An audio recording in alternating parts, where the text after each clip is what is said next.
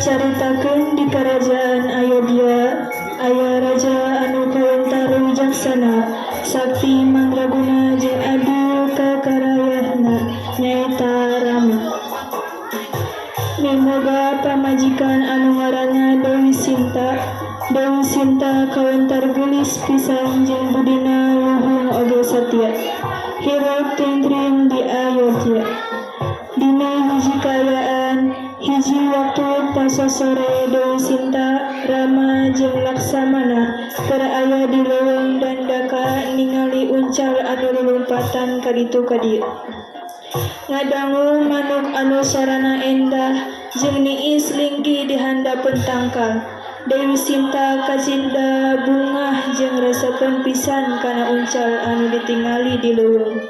Dewi Sinta tuluy menta ka Rama pikeun newak eta uncal.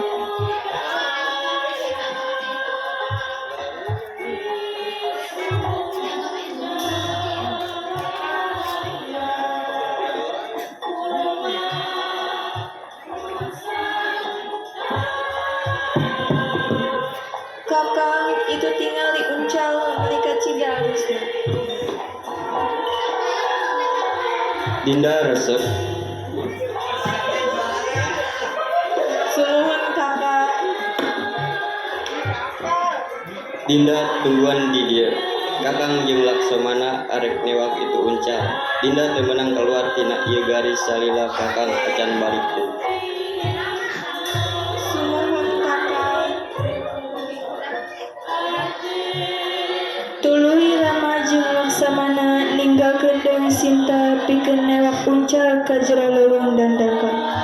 Talila aya Rahwana anu nyahoeun eta kaayaan. Tuluy Rahwana ngarubah dirina jadi aki-aki nu pikarunyaeun. Dewi nuju naon di dieu? Tulungan abdi. Kunon aki non anu tiasa dibantu. Teu sadar Dewi Sinta keluar tina garis anu geus dijieun ku Rama. Atuh Rahwana langsung rubah dari dirina anu sabenerna. Dewi Sinta, abdi junun milik anjeun di kerajaan Alengka. Anjeun bakal janten rat anu ngawasa kabeh jagat ieu. Jeung moal aya deui nu ngaranna Rama.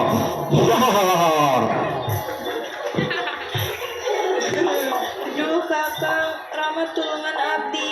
Tulung. Ti kajauhan di jero leuweung Laksamana ngadangu sara Dewi Sinta anu menta tulung. Tuluy Laksamana ngomong ka Rama ngabejaan. Problema tika jauhan Dewi Sinta minta tolong sorana hawar-hawar ka di bawah angin. Pantesan teu ngeunah hati ti tadi. Hayu buru. Rama jeung Laksamana langsung nyamperkeun ke tempat tadi Dewi Sinta ditinggalkeun. Tapi Dewi Sinta geus kaburu dibawa ku Rahwana ka Alengka.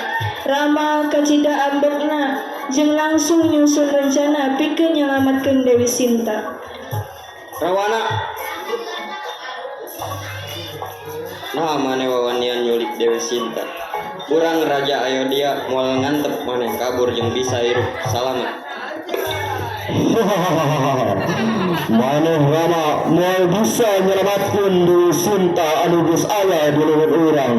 Urang yeuh Rahwana, Raja Alengka anu perkasa, sakti sajagat raya, moal aya anu bisa ngelehkeun. Maneh kudu ngalulatan loba halangan samemeh bisa nyelamatkeun Dewi Sinta.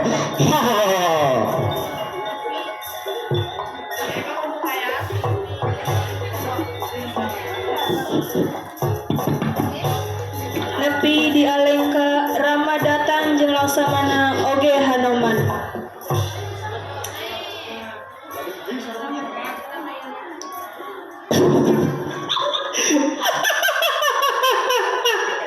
Maneh Rahwana wawanian panganggep Rama Rama Raja Ayodhya. Anjeunna turunan Dewa Wisnu jeung moal aya teu bisa ngahalangan anjeunna. Moal aya hal anu teu ditaklukeun ku anjeunna. Maneh bakal kaduhung maju salengkah geus moal bisa mundur deui. Rama, Laksamana jeung Hanoman siap-siap nyalametkeun Dewi Sinta. Hanoman jeung Laksamana maju ti heula pikeun nyalametkeun Dewi Sinta. Kakang sing ati-ati ulah nepi ka rawana ngelehkeun anjeun. Dinda bakal salawasna ngantosan jeung percaya kakang bisa ngelehkeun Rahma. Oke pasukan.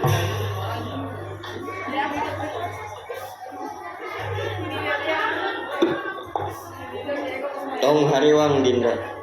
Kakang bakal ngalawan pikeun nyalametkeun Dinda. Sangkan Rahwana ngarasakeun akibat geus wawanian boga urusan jeung Rama Raja Alengka. Di tempat sejen Indrajit keur nyiapkeun pasukanana pikeun ngalawan pasukan Rama di Alengka. Pasukan, janggukeun. Rama jeung pasukanana bakal datang ka Alengka pikeun nyalametkeun Dewi Sinta. Urang kudu bisa ngagagalkeun segala rencana maranehna jeung ngelekeun maranehna dina segala arah ku sagala cara.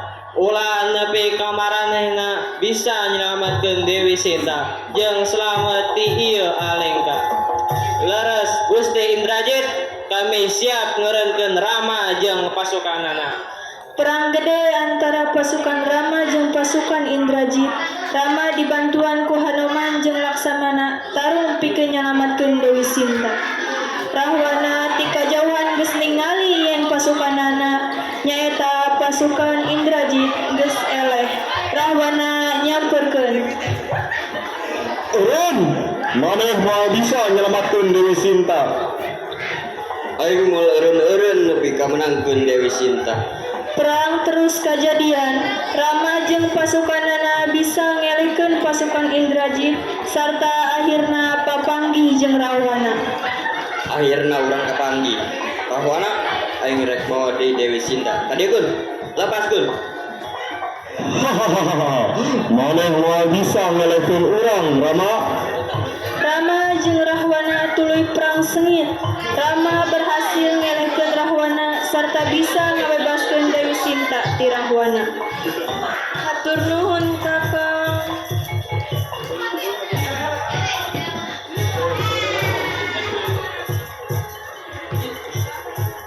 Hal ieu geus jadi kewajiban jeung tanggung jawab Kakang. Kakang salami ngajaga anjeun Dewi Sinta. Ayeuna urang hayu balik deui ka Ayodhya sareng hirup anyar babarengan. Sadayana bagja maranehna balik deui ka Ayodhya sarta hirup bagja saleulinan.